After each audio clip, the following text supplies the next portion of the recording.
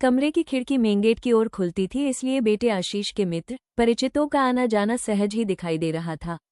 आशीष ने अपने प्रमोशन और 10 वर्षीय बेटे श्रेयांश के जन्मदिन पर यह पार्टी रखी थी। हम दोनों भी इसीलिए गांव से यहाँ उसमें शामिल होने आए थे। घर में चल रही इन सब हलचलों से अनभिज्ञ पत्नी रेवा अपनी आराम कुर्सी पर अर्धबेहोशी के हाल में लेटी थी।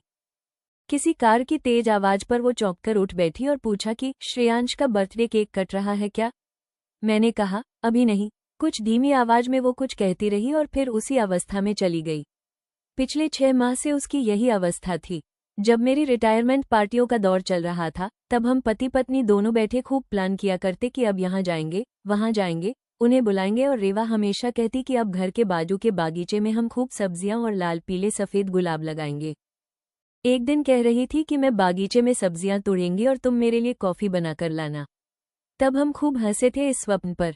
मगर उन्हीं दिनों रेवा की स्कूटी का एक्सीडेंट हो गया। सिर पर चोट आई थी और तभी से उसकी यह हालत थी। आधे होश में रहा करती थी। हमारे सपने पता नहीं कहाँ खो गए। डॉक्टर कहते थे कि समय लगेगा रेवा को स्वस्थ होने में। तभी बाजू के कक्ष से हैप्पी बर्थडे श्रेयांश की आवाजें आने लगी थीं। मैं आश्चर्यचकित और दुखी होकर सोचने लगा कि बेटे या बहू किसी ने भी रेवा को और मुझे नहीं बुलाया। बाजू के कक्ष से सभी मेहमानों के ठहाकों की आवाजें भी आ रही थीं। अब भोजन चल रहा था शायद। तभी घर की मेड हमारे लिए खाना रखकर चली गई। मुझे दुख हुआ कि बहू खुद नहीं आई भोजन लेकर। तभी रेवा को फिर होश आ गया। पूछने लगी कि केक कट गया क्या? मैंने यूं ही कहा कि बहू तुम्हें बुलाने आई थी मगर तुम सो रही थी। अब खाना खा लो, उठो। रेवा और मैंने कुछ खाया और रेवा फिर सो गई। मगर मुझे कहाँ नींद आने वाली थी। मैं बहुत अपमानित महसूस कर रहा था। मेहमान सब चले गए थे, शांति छा गई थी घर में। तभी बाजू के कमरे से आशीष और बहू शुभा की बातचीत सुनाई दी। आशीष ने बहू से पूछा कि तुमने मम्मी पापा को बुलाया क्यों नहीं केक काटते वक्त? शुभा बोली, माँ जी तो नींद में रहती हैं, क्या बुलाती उन्हें? सुनो, मम्मी जी को ऐसी हालत में यदि हमारे साथ रखना है तो फिर हमें बड़ा घर खरीदने की कवायद करनी होगी। वह आगे बोली, मैंने जब पापा जी से ये कहा कि गांव में घर के बाजू के प्लॉट को बेच दीजिए, हम यहाँ बड़ा घर खरीद लेंगे, तब उन्होंने जो जवाब दिया उसे सुनकर मुझे हंसी आने लगी थी।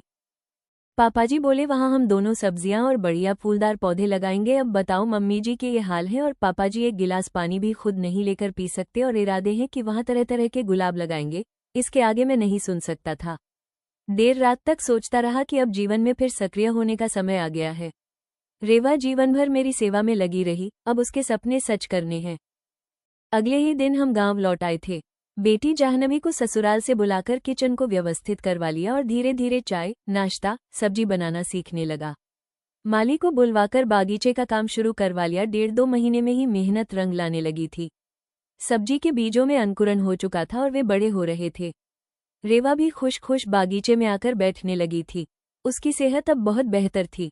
बागीचा सुंदर परिणाम देने लगा था। लाल पीले गुलाब फूलना शुरू हो रहे थे।